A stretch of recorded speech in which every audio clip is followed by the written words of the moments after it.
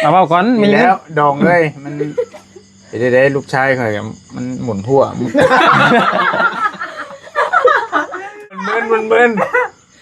ันลุดแล้วมันมักแต่คอยห้ามอยู่กับว่าใจเย็นๆแต่มันก็บ่ฟังมันเฮ็ดเรียบร้อยแล้วโอ้ยว่าสิแล้วว่าเป็นการเป็นไงเป็นกามาเก่าอยู่เนาะโอ้ยนี่ผู้นี้นี่ผู้กกลูกดานี่โดยพวกแก้วโคเวนก็อยู่ในผู้นี้แหละโดยว่าทำนี่ซะลองเลย80 ล้านคำ2 บาทงัว2 ตัวงัวเป็นงัวตายเด้อแต่ลกเนาะครอบครัวสิเจ้าคำเท่าไรยืน2 สลึงคำบาทนึงคำบาทนึงยืน2 สลึงไปเคลียร์กันก่อนบ่2 คนตกลงที่ไหนจะบอกว่าว่าเป็นพ่อเฒ่าเองว่าเจ้านี่ได้โทรศัพท์ใหม่ขอเบิ่งก่อนโอ้คักได้เถอะจะได้เครื่องใหม่เจอได้เลยเด้อไงใหม่ครับของน้องได้ขอเบิ่งนี่ขอไม่ให้ใส่เพิ่นคอน้องเพิ่นโทรศัพท์น้องได้บ่ขอโทษเด้อเอาเลยใส่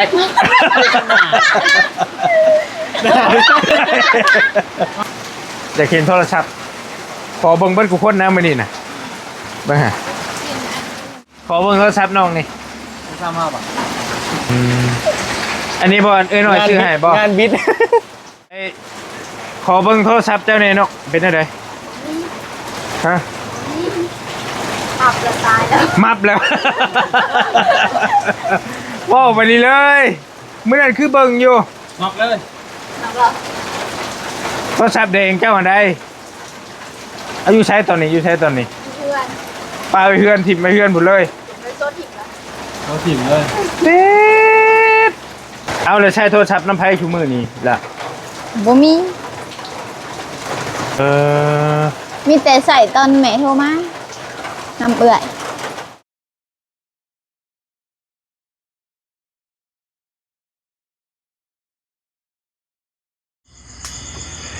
7 8 9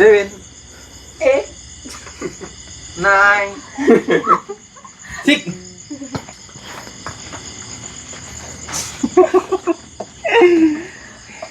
สายคนมีครูได้เนาะแต่หัวแรงวีนั่งยิ้มแปะยิ้มแป้นอยู่ห้องคำอย่าให้เขามีเด้ออยู่ใช่นี่นี่ได้แม่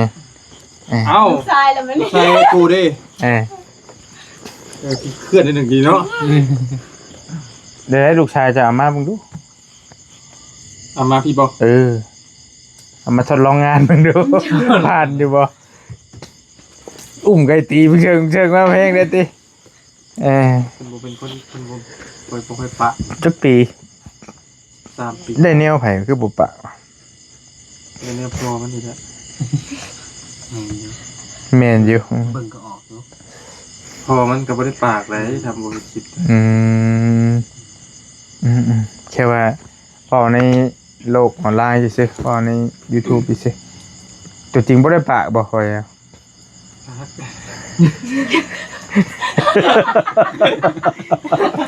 แล้วไม่นี่เนาะถ่ายอยู่เราสิอัด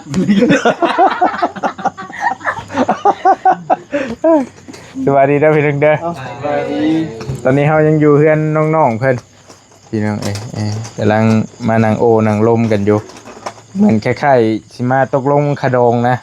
เอาทั้ง2ฝ่ายสิเอาแนวใดจริงๆเจ้ามาต้องมาอยู่เจ้าบ่แม่นคนข่อยล่ะบ่คนเจ้าก็ได้เป็นยังสมมุติว่าให้พี่อยู่ฟังพุ่นเห็นไหมข่อยเป็นคนเจ้าก็ได้เป็นฝ่ายสู้คอมาเฮามาสู้คอนี่พ่อใหญ่เด้นี่เจ้าก็เป็นพ่อใหญ่นี่ต้องหมู่อย่างเดียวแล้วเท่านั้นนะเป็นมาเป็นบ่แล้วเป็นลามแล้วลองเบิ่งดูค่ะลองเบิ่งสมมุติว่าสิมาขอเมียให้บี้บ่เราจะมองนี่แม่เลยจะมองแน่เลยโอ้เจ้าโคตรเพิ่นห้ามบ่ได้เด้นี่นะนี่ก็ลุงกับป้าดิอันนั้นกันยายพยานพยานบ่ดีเนาะพ พยาน ในบ้านซะ ในบ้านหญิง ในบ้านต้องมีนะจด ก็เป็นในบ้านนั่น บ่ในบ้านบ่มาคิดนี่นะ อันนั้นห้องอัน เอาห้องในบ้านเอาเลยไอ้ว่ายังผิดกับขอโทษเด้อ เบ้าน่ะมี ฮะไอ้ว่าในเดทอ เบ้าสมมุติจะมาฉลองนี่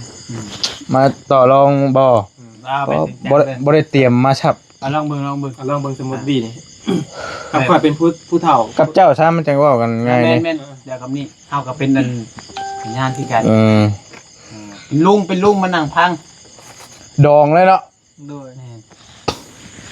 แล้วเจ้าก็เป็นพ่อบาร์บี้ถ้าเอา แต่ก็ได้ดองตาดองเด้ พ่อนี่ สิว่าเป็นอยู่บ่อ่ะ พ่อโมวิวก็ได้แม่ อันนั้นที่นี่ยันมุมกล้องบ่ได้เลยพี่น้อง ไปนั่งจุบดีดีกว่า เอาอย่ามามุมกล้องบ่เห็น ดองกันเลย เนาะ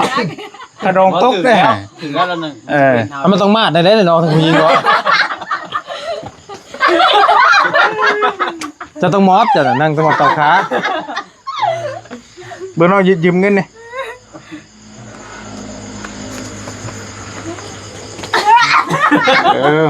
เอาเว้าก่อน มี มี แล้วดองเลยมัน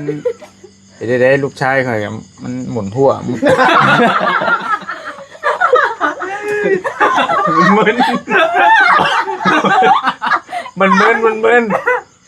ันลุดแล้ว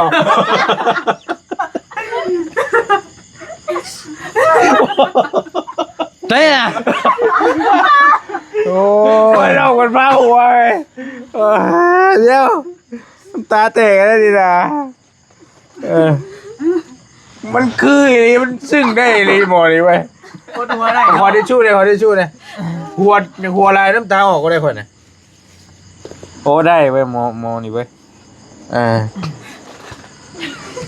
บอกเขาเรื่องมาที่หนึ่งแล้ว หมอมาดพิลึกอีดีเนาะ ยอมแล้ว ก็เอามาเว้ากันตรงๆช้านี่แหล้วลูกอ่านกัน ไป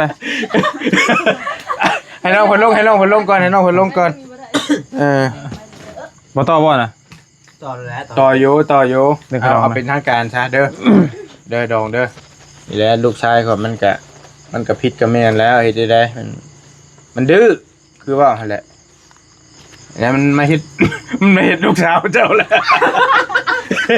เรียบร้อยแล้วคอยห้ามกับบ่ฟัง มักจะทำมามัก มันมักแต่คอยห้ามอยู่ก็ว่าใจเย็นๆแต่มันก็บ่ฟังมันเฮ็ดเรียบร้อยแล้ว เขาบอกว่าที่เราว่าเอาเป็นการเป็นไงยังกลับมาเก่าอยู่เนาะโว้ยเอาว่าเอาจะ เยอะเลยหมื่นอ่ะก็เป็นพี่เลย ทางข่อยกันนี่แล้วมายอมผิดยอมแม่นแล้วมันจะได้ซะเป็นลูกสาวเพิ่นก็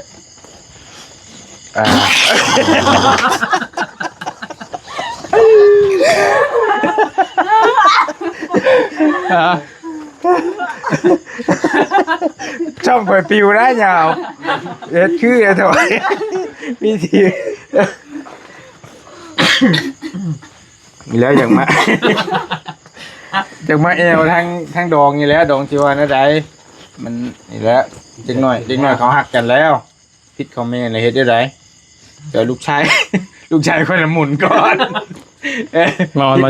มายอมบ่นี่นะ มาอ่อนไม่ยอมแล้วมายอมแล้ว อันเงินได้ใช่เพิ่นบ่ได้เงินก่อนอยู่บ่ ยอมแล้วเงินไขความปากด้วยนี่เด้อ ไอ้นี่มันขันมาคอมานั่นอะไรวะ มาตุเด้มาคือน้องประชัยมาตุกันเด้ผู้ใหญ่มาตุกัน มาตู้ยังบ่มีเงิน มันเพิ่น อ่อนก่อนเด้เอาเงินก่อน สิว่าทำน้องเลย ก็เว้าอันแรกก็คือถามขาดองเลย ไปถามผู้นี้ถามเพิ่งให้ผู้นี้ถามมา อะไรกัน ถามเปิดทางนี้เปิดขาดองไปก่อน ค่อยไอ้ต้องไปเสนอเป็นบ่ เสนอก่อนว่าสมมุติว่าเจ้า เสนอก็ เพราะค่อยถามค่อยกำลังสิถามปิดนี่ลูกชายพิษแม่นแล้วอันนี้จะทางดองสิว่าแนวใดขาดองเด้เพิ่นแนวใดอยากมายอมพิษยอมแม่นนี่แหละเฮ็ดได้ซะ อันนี้ก็ให้ขาดองจังได้เท่าใด แน่ลองเอ้ย ยังบ่มีหลายทางนี้ก็ได้แต่ว่ามันมักเพิ่นฮักกันแล้วเฮ็ดได้ นั่นแน่ลองเอ้ยข่อยก็มีลูกสาวบ่หลาย มี มีแต่2คนนี่เด้อนี่ผู้นี้นี่ผู้กกลูกดานี่ โดย พวกแก้วพวกเวนก็อยู่ในผู้นี้แหละ โดย ว่าทำนี่ซะลองเอ้ย80 ล้านคำ2 บาทงัว2 ตัวงัวเป็นงัวตายเด้อ อ๋อมันแพงโพดแล้ววะ เด้สาธุเจ้ามุ่นนะ รุดได้อยู่บ่เห็นบ่มีผู้นี้ก็หาคนหาเช้ากินค่ำเด้อย่างน้อยเด็กน้อยเพิ่นก็ได้กันแล้วเด้ซะเพิ่นมักกันแล้วเพิ่นฮักกันแล้วเพิ่นฮักกันแล้ว สุดยาก็สุดยาก็ เพิ่นฮักกันแล้วก็เอาจะครึ่งนึงช้าดองเอ้ย 40ช้า 80 ล้านกะ 40ช้า สิรถอยู่เนาะ กะสิลดอยู่ เอา40ช้าครึ่งนึง 80 ล้านกะสิลดอยู่ยืนจัก30 ล้านข้างไว้60 ล้าน โอ้มันแพงโพ แล้ว ด จ้าง เพลงก็อยากได้ลูกข่อย ก็ลูกข่อยคือกันเด้นกัน ลูกเขาว่า เนาะไปเลย เอาซัมเบลเนาะบอกซัมเบลซะเบลเท่าไหร่ก็ เขาเป็นลุงเนี่ยเขาก็ต้องถามเฮา ต้องซิกเซ็กทำพวกนี้นะ ถามลุง บ นะ อกคือกรณีเบล50 ล้านเด้อดองเด้อเอาต่อมามัน 40หันแล้วครึ่งนึงคำกับบาทนึงก็พอ บ่ได้แน่ดองเลยนี่ก็ ทำงัวกับตัวเดียวพอ บ่ได้แล้วอ่อนยอมบ่ได้แล้วยอมนะตัวนี้ สาวหลานได้ครับ ก็สาวลาพร้อมแน่นะ ข่อยกับลูกชายล่ะคือการเฮ็ดได้ บ่กลางพูดชื่อไม่ดองมือจะได้ การนั้นแหละให้คนเฮาสิเอาเห็นแก่เงินแท้บ่มันสิ รุดเท่าไหร่ก็ สิอยู่นำกันฮอดมื้อใดคันว่าสิเว้าปานนั้นก็ เอา50แต่ก็มือโปง30ซะ เอา50มือโป่ง30ซะดองเนาะถือว่าซอยๆกัน มีคำนำบ่คำเท่าไหร่คำรุดได้อยู่บ่ ก็มีอยู่ คำจักเทื่อได้ทำ ตลกเนาะครอบครัวชุบเจ้าตลกหักคาดองบ่รุดจักดีเลย รถแล้วรถกี่ดี80แล้วรถลงมา50บ่รถเลย พอสักการ เอาคำก็มีอยู่ คำเท่าไรคำเท่าไร ยืน2สลึง บอกว่าคำบาทหนึ่ง คำบาทนึงยืน2สลึง บาทหนึ่ง ไปเคลียร์กันก่อนบ่สองคน ตกลงที่ไหนจะบอกว่านี่ว่าเป็นพ่อเฒ่าเองว่าเจ้านี่ ไปคุยกันก่อนบ่ จะทำลุงเน่จังอะ บอกให้เขาว่าเองข่อยนี่ โอเคว่า เงิน50 ล้านมือยืนให้มายืน30 ล้านเด้อดองเด้อกับคำบาทนึงกับแต่บ่ได้เอาเบิดดอก2สลึงกับงวเป็นงวตายนะดองเอ้ยเนาะคือว่าคอกันสุดๆแล้วข่อยกะ หมู แม่ หมูตัวหนึ่ง ทั้งนั้นว่ามีหมูพร้อมได้จัดชวานได้ มีหมูน้ำตัวนึงยุ่งกัดดองยุ่งกัดดองฟ้าอยู่เด้อพวกนะ ดอกมาเด็กคนมันเลยแบบเป็นล้วน โอ้ยสิต่ออีกบ่นี่รถได้ทำนี่นะสุดได้แล้ว ช่วงบอกเมียก่อนต้องหาลูกชาวก่อนแป๊บนึง ส่งกับเราบ่เลยทำนี่ได้เสีย คันว่าดอกว่ามันรุดบ่ได้กะสำนั้นแหละ ว่าทางนี้ทำลูกชายก่อน เอาบ่ฮัมสิบ่ บอกกูหาเงิน เอาอะไรพอเอา ถามก่อน ไม่ได้ถามกันเลยมันสิเอาอย่างเดียวเลย ตัวสีแดงได้บ่ ถาม มันแพงพอได้ลูกโตเฮ็ดยังเป็นแน่ทำให้คาดให้ไทยหน้าได้อยู่บ่ลูกสาวโตมันไหวอยู่บ่แกงไม่ชูปูชูยากินได้อยู่บ่ บ่อยากปันไหนแล้วเรือบ่ต้อง น่ะ ตาให้ไทนากะโลกา1ข้าวเป่าไผ่แกงน้ำไม้ขายเครื่องขายของเงินก็ได้อยู่แล้วล่ะโอ้ย ภาษาก็เก่งได้นี่ภาษาสำหรับภาพพวก พ่อปู่ไปเที่ยวไปยังกับ พ่อปู่สิ ได้เด้อค่ะ ปู่ก็สิกินข้าวมื้อละสอบพุ่นบ่ทำหนึงก่อนนะ มือคาบมือใดๆนี่แหละ ได้ดอกเนาะ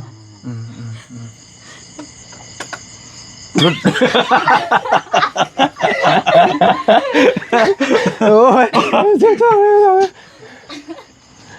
เอาถามลูกชายก่อนถามลูกชายเจ้าหน่อย ไหวบ่ลูกชาย50ล้านผู้ใด ทำอีกบาทหนึง จำเป็นแล้วบ่อยจำเป็นแล้ว หมุนแล้วบ่หำ บ่มักแห้งบ่ ฮะ มักเพิ่นแห้ง โอ้มักสิอยากได้เมีย เพิ่นได้ถามให้ยิงน้ำอยู่บ่ ทั้งมือทำแต่ฝ่ายซ้ายว่าสิแต่งได้บ่บ่สิแต่งเองเด้ อืม อ่า โอเค บ่เกี่ยวกับพ่อกับแม่บ่พ่อแม่ยุ่งอ่ะ โอ้ หาเงินแต่งเอง เมียเฮาเนาะ จัด บ่แม่นเมีย แต่ พ่อ ว่า เมีย ลูก แม่ บรินี่นะเซ็นพ่อแต่ง ผ่อนได้อยู่บ่ ก็ได้อยู่ได้ ผ่อนไหน ได้ ต้องผ่อน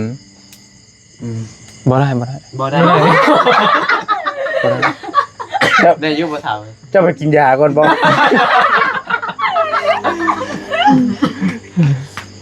เดี๋ยวได้เดี๋ยวบ่อยู่ได้แต่ก็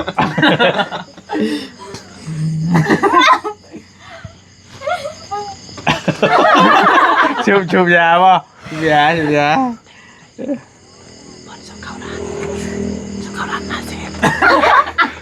วเราคุยกับเมียแล้วกันนะ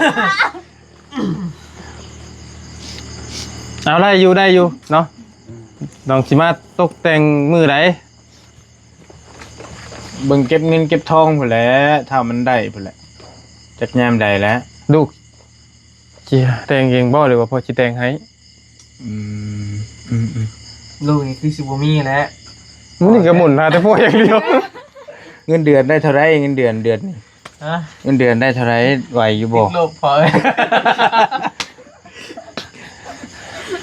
สูนองศาบ่ ซื้อโด ลู น กเชียวองศาติดลบ พอแล้ว โอเคพี่น้องกันเนาะ พอแล้ว มันเบิดคำเบ้าอะไรเด้พอละมีแต่ว่ามือเด้ ลงบ่ จะเผาคนกลัวเห็นว่าแก จริงมือนี่จากมือเลยสอเด้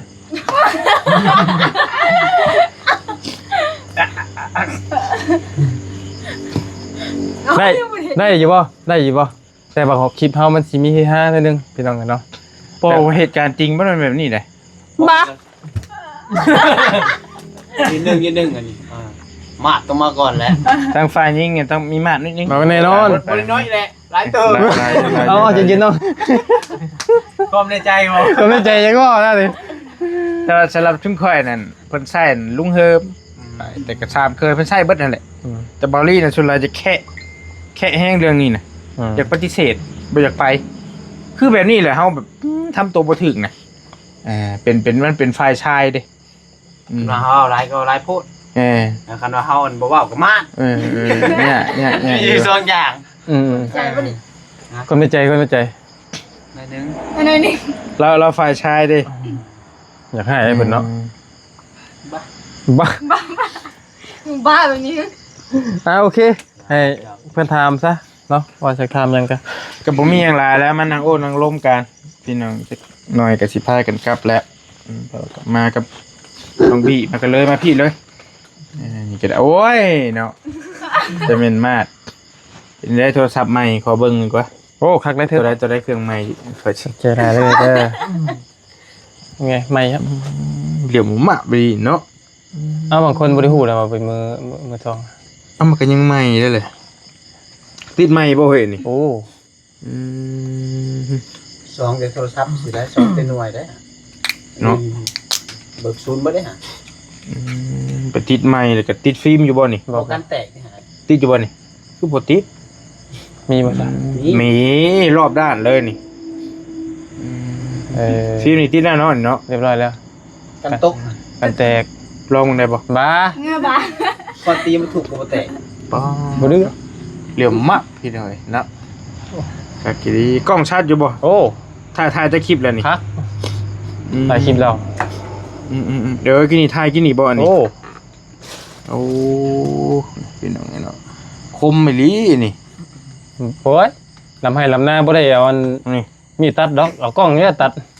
ปอ ตัดทางการน่ะชวดรถ คมเฮงอีหลีอืม มาสำนักผม ยังได้ได้สิได้ดิเนาะ เฮ็ดให้พีกลายเป็นเพชร อันนี้เรื่องการเป็นยูทูบเบอร์นี่เป็นแฟนเพจนี่หนึ่งนี่แหละพี่น้องต้องมีโทรศัพท์ ที่มันคมชัด แล้วก็กันสั้นได้เนี่ยหลักๆเลยเรื่องโทรศัพท์ ตะกี้มันใจกันสั่นตะกี้ที่ว่าตีกันนิ่งอยู่ฮักว่านิ่งอยู่แต่มันตี ฟาดแหละนิดนึง เดี๋ยวสิไปเดี๋ยวสิถามเจ้าอยู่เอาของบ่ยาวเบิดพี่น้องแต่ว่าแต่ก่อนนะเฮาสิใช้อันไม้กันสั้นนี่บอลลี่กับเครื่องนี้แต่ก่อนนี่อันนี้เลยดั้งเดิมเลยที่ถ่ายคลิปแต่ก่อนนะ 3 แมน A73 บ่ยาวตะกี้ A72 แม่นบ่แต่ว่ารุ่นนี้เนี่ยแต่ก่อนนะมันสิกันสั้นบ่ได้แล้วเฮาต้องใช้ไม้กันสั้นอีกต่างหากนะพี่น้อง ยังบ่ได้นั่นอยู่เลยยังไปสอบอยู่เลยยังบ่ได้ยอมเลยยังเต็มอยู่ในหันอยู่ ข้อมูลอยู่ในหัน แม่นแอปอีหยังข่อยก็ยังอยู่ในหันยัง3เครื่องข่อยยังบ่ได้มาตรฐานตอนนี้นะ แต่บันเดี๋ยวนี้แหละเฮาใช้ตัวนี้แหละเฮาใช้มือก็ได้ จับอย่างไปเลยก็ได้มันกันสั้นได้เด้บ่มีปัญหาตัวนี้นะ แต่บอกกันแตก ก็แม่นก็สิแพงจังไดก็บ่กันบ่ได้แต่ว่ากันสั้นแล่นได้เลยนะนี่พี่น้องเอ้ยแล้วก็ต้องมีไม้นี่คือบริใช้อยู่นี่แหละ โดย สองอย่างนี่แหละที่ว่าเฮาสิเป็นยูทูบเบอร์นะชามกับเงินเติมน้ำมันแน่สำคัญไหนก็ได้ ชี เป็นยัง บ่มีรถ รถอีก ห้า ข้าวกิน ข้าวกินบ่มีเงินเติม โอ้ยพอแล้วก็สิว่ายาวปานนั้นก็ได้ ยกหมูว่าว ว่า ไป อุปกรณ์ถ่ายคลิปพี่น้องเนาะมีโทรศัพท์ก็มีไมค์นี่แหละ กับไมค์เซลฟี่ธรรมดาก็ได้ตัวนี้นะ เอาหลักๆ2อย่าง แม่นทั้ง ไม อย่าง ค์โทรศัพท์ แม่นทั้งอย่างมันกัน สำคัญเลย คู่มือนี่เพิ่นพัฒนามามันกันสั่นได้แล้ว มี2เครื่องตัวนี้เนาะ ตะกี้บ่มีแม่นแต่ว่ายังชอบมาละ2-3เครื่อง แต่ว่าสอบมา เอา แล้ว ว่าตัวถ่ายคลิปหั่นนะ สอง ตัวถ่ายคลิปนะ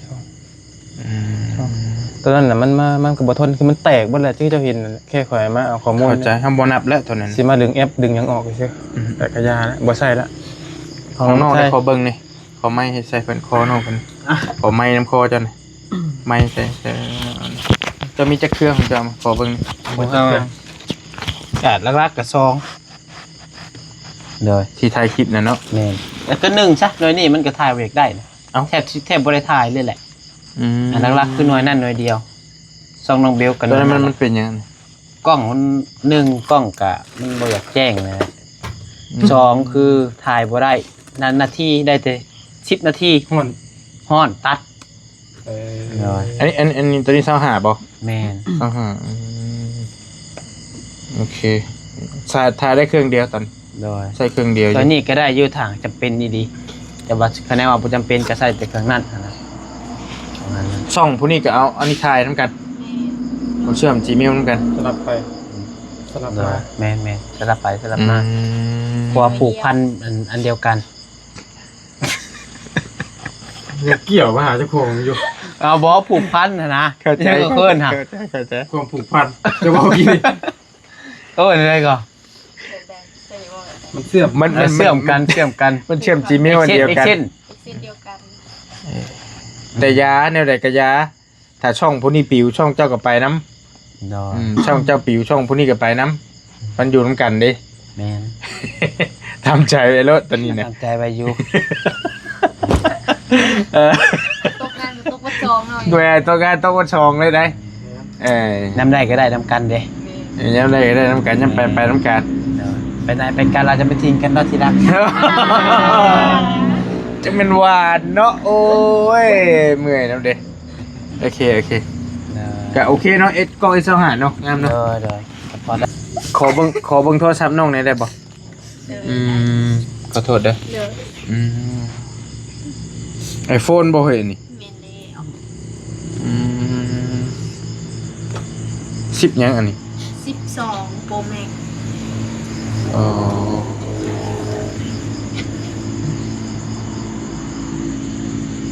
ยังเบิ่งนี่นั่น ตาแตกบ่ เมนแล้ว บ่เบิ่งไกลๆเขาก็เห็นนะตามเตกนะ ถ้าโบเบิ่งหนึ่ง คนหันตาแตกบ่เบิ่งครับ โอ้ตาแตกแล้วเนาะนี่เนาะ เลย ตัวหนึงเนาะเล่นมันสิชื่อบ่เล่นแท้เลยบ่ แก้วของมันค่ะนะ น่าเล่นแก้ว โอเคแม่นละโอ้เขาเจ้าว่าเปลี่ยนเพลงอยู่เด้นี่น่ะ จังหวะ คันว่ามันแตกฮอดในอีดีหั่นนะเพราะว่าซื้อมาทวิตเถื่อเคยสอบมาแล้วหอมหนึ่งกล่องมันสั่น อันนี้ใส่ถ่ายคลิปได้ป่ะ เรื่องได้มันก็ได้ให้แต่ว่ามันสิหอนไว้ถ่ายคลิป แจ้งอยู่ป่ะ แจ้งเรื่องแจ้งผัวเขาปรับกล่องมาคันนี้แล้ว เสือไอ้ลองถ่ายเบิ่งก็ได้ เอาเลยปลดล็อกให้เบิ่งดู มันแจ้ง อืม แต่ก็บ่มั่นใจว่ามันสิคักสำหรับหมู่หรือบ่นะแต่สำหรับเฮาก็คือว่าโอเคแล้ว บิแจ้งเว้ยโอ้ นอนสีขาวไปแก้มว่าเปลี่ยนก็ได้เอาสิตื่นมาอีก2ไป 2,000 ดอลบ่โอ้แจ้งบิ แจ้งเงินงามสุดยอดกล่องเลย โอ้เนาะคืองามเนาะ เลยมันมีมั่ว เอากล้องอายๆเลยๆนี่นะวันนี้นะแล้วสิตื่นมา2,000นะ ฮักแท้บ่ฮักแท้บ่ แค่ พร้อมแต่ง วางบ่วางบ่ ฮะ วางบ่ วางยังวางแต่ง จักแล้วจัง ฝนตกเลย อุ้ยฝนตก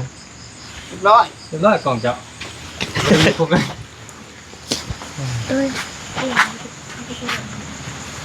บ่ได้อยู่ ยับเขาอีกก็ได้ ฝนตกพี่น้องเอ้ยคาดหน่อยหนึงตัวกล้องน้องเพิ่นแจ้งแฮงทุก มันแบบคล้ายๆตกแลนน่ะนะตกบ่แฮงล่ะ17เฮาอายเลยกล้องน้องเพิ่นแจ้งแฮงเว้ยเบิ่งหะยังคาใจอยู่ได้นี่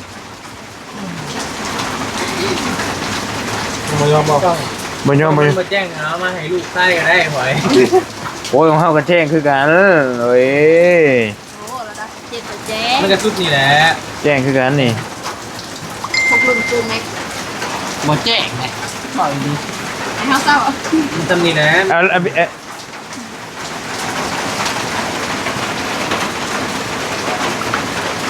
ยเนี่ย บ่ได้ยอมบ่ได้ยอมนะบ่ได้ยอมนะกล้องให้เลยเซลฟี่มึงดูเจ้าดู ใช่ข้ามเผือก โอ้ มันบ่มีหลา ผมจะถึง อย่า เอาเฮงจะได้เอาไปมากันเนาะเฮ้ยเนาะนี่เนาะ แห้งแล้ว ถามไหม ถามมันจะถามไหม ไม่เดี๋ยวลองเดี๋ยวไป ได้ครับทำไมอยู่ ขอเบิ่งโทรศัพท์หน่อยอยากเห็นโทรศัพท์ขอเบิ่งเบิ่งกูคนนะมื้อนี้น่ะเบิ่งฮะบีให้บีเบิ่งก็ได้บีเบิ่งก็ได้ไอโฟนยังหาไอโฟนยัง ไอพวกยังล่ะ ชาม ไอพวก13ได้มีว่าจะยังไงเอาได้แบบนี้ใส่ได้ไหมเกี่ยวมาถึงเนี่ย บ่ได้เลย ขอซื้อได้หรอเนี่ย เอาลุงอีกสิสระนะ 18บ่ อันนั้น17 Pro Max เนาะ18 Pro Max ลุงก็ย่อยอยู่แล้ว สปอร์ต บอด โซ่คนย่างทุกทีแล้วกันนี่ นะ ขอเบิ่งโทรศัพท์น้องนี่ 35บาท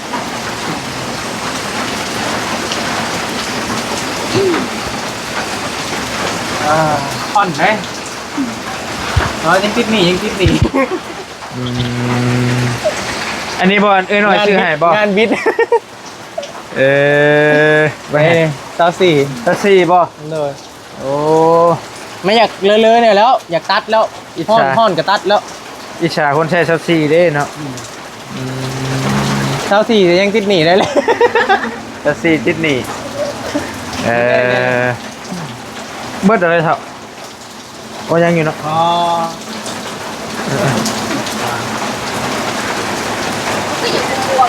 มันไทยพอมันแหละ ใครแล้ว ไอ้ที่จะทองเนี่ย จะโดนละไอขอเบิ่งโทรศัพท์เจ้าเนี่ยเนาะเป็นอะไรฮะ อับจะตายแล้ว มับแล้ว ว้าวไปนี่เลยเมื่อนั้นคือเบิ่งอยู่ นอกเลย แล้วก็ โทรศัพท์เด้งเจ้าอันใดอายุใช้ตอนนี้อยู่ใช้ตอนนี้ เพื่อน ปาไปเฮือนถิ่มไปเฮือนหมดเลย ไปโซดหิบแล้ว เขาถิ่มเลย เด็ด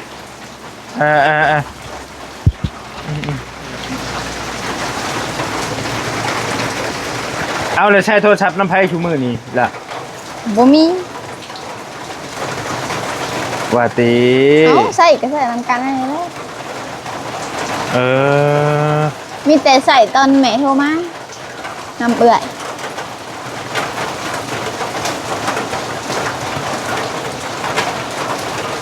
มันโมเมนต์ว่าแล้วทำแรปเตอร์นี่ก็มีโทรศัพท์ไปได้แม่นบอกบ่เนี่ย หอมอยู่เลย กำลังสอบอยู่อืมมันนอกแล้วเนาะมันตายแล้วเนาะเฮ้ยพอมื้อนั้นเบิ่งของน้องมันก็กันชิว่ามันก็สมควรแหละนะเบิดอายุสังขารมันเลย เกินไปแล้วเนาะ มันเกินมันจนเอาลวดเย่ได้ได นี่เหมือน เย่หูพิษเปิดมันหั่นไดเอาอีหลีจะไปเบิ่งน้ำคลิปข่อยน่ะแต่ก็อยู่แบบบ่ได้มีโทรศัพท์เลยคือมื้อนี้น่ะ บ่มี เนาะ กระบะเนาะใหญ่เลยเนาะใหญ่ได้ลองเหมือนกัน มันต้องมีนะมันเกี่ยวกับการเฮียนจะบ่โทรศัพท์นี่ เกี่ยว เดี๋ยวนะเนาะ เปิดเทอมนี่มันแห้งเกี่ยวได้เนาะ โดย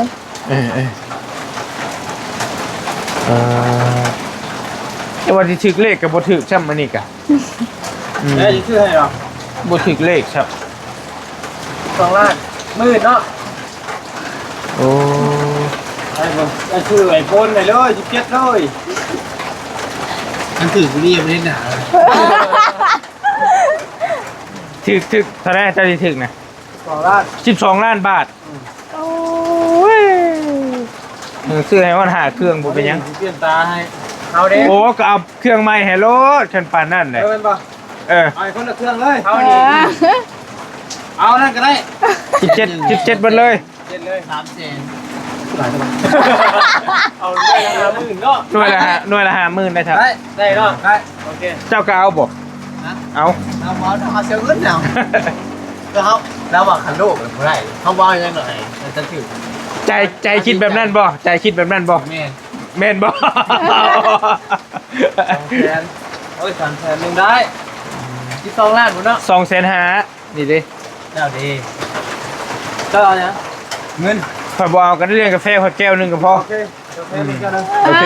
เท่ากับกาแฟแก้วหนึ่งแต่เป็นพิเศษนอกเนาะกาถือ12 ล้านนก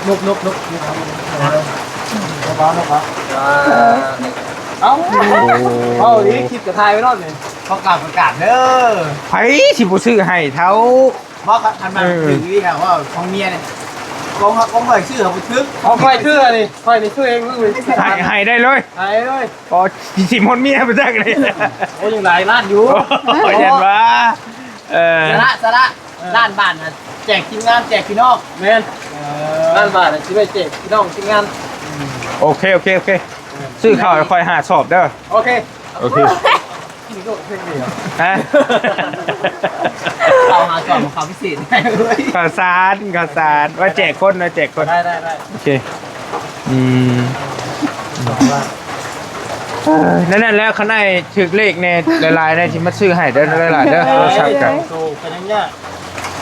อาจารย์แล้วเฮ็ดได้แดมบ่มีตายแล้วโทรศัพท์น้องมันก็กระบะบ่มีโทรศัพท์ลิ้นจักมือเลย ตายแต่อันนะปุ๊อันนี้รินไว้เก่าพอกะหาก็ได้อันนะ2-3 มื้อ เพราะว่าลิ้นหน่วยเก่าเด้หน่วยเก่าเขาอีพอตายตัวแดง เออ ถ้าบ่มีหน่วยเก่าอีพอก็ได้แล้ว2 เดือนไป เฮ็ดแนวใดเนาะ เอาคนได้โทรศัพท์บัดฮะ บ่ฮู้นะชื่อว่าอ้ายกะมีแต่สู้ๆเด้อจะได้ก็ได้เด้อเมื่อไปลูกชาย อยู่พี่บ่ คนเศร้าก่อนขอคนเศร้าก่อนมันยังบ่เศร้าเด้ เอารถลงแล้วไปอยากเมื่อแล้วได้นี่เดึกแล้วได้นี่พี่น้องเออเออมันคนเคยหลินโทรศัพท์มันเป็นได้ล่ะนอนอยู่ซื่อเคยหลินโทรศัพท์ เหงา เข้าใจเจ้าอยู่เข้าใจอยู่เพราะว่าอ้ายนี่ปู๊ว่างมันว่างบ่พอหานาทีแม่นบ่ปั๊บจนน่ะจับคือฮู้หั่นเลยคนทำมันอยู่กับโทรศัพท์ซุมื้อนี่น่ะยิ่งน้องมันแบบกำลังเฮียนเด้กำลังเฮียนแบบแฮงบ่ฮู้สิว่าจะได้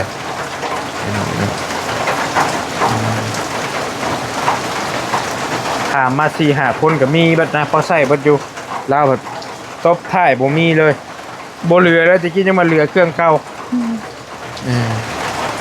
ก็ได้บรรยากาศฝนลิ้นๆพี่น้องนี่เนาะกำลังว่าสิไปเอารถอันน้องวี่ลงแต่หลังรถบอดี้แล้วครับยาวยาวแล้วนี่ก็ได้โอเคได้เมื่อพาด้วยเสร็จแล้ววันนี้แล้วน้องเด้อเอ้ยกระบะเด้ออยู่ดีมีแห้งเด้อเมื่อบ่ เมื่อ ก็กระโดดยิ่งบ่ได้สักทีบ่ได้ตกลงครับ ฝนตกนี่แห้งนี่นะว่าแล้วฝนตกนี่นะแล้วบ่สิบ่นั้นฝนตกมันบ่ได้นอนนี่ก็ได้ ลุงอะไร นอนกับลุงบ่ลุงกับชิว บ่ยากสิบ่ โอ้ยที่ว่ามีอย่างกันแล้วจังรอกันดีบ่ เดียวนึงกะ เกิดดิโอ้ยเว้ยตั้งแต่ล่องแจ้งแล้ว2 คนเพิ่นน่ะเรียบร้อยแล้วนี่น่ะนอนห้องเดียวกันชักโอ้ยเดียวนึงก็เป็นยังข้าวทับ เสียชดเลยได้ โอ้โหพอแล้วสยองควันร้อน ร้อนนี้เป็นยัง นอนบ่รับ ไปอยู่ พอแล้ว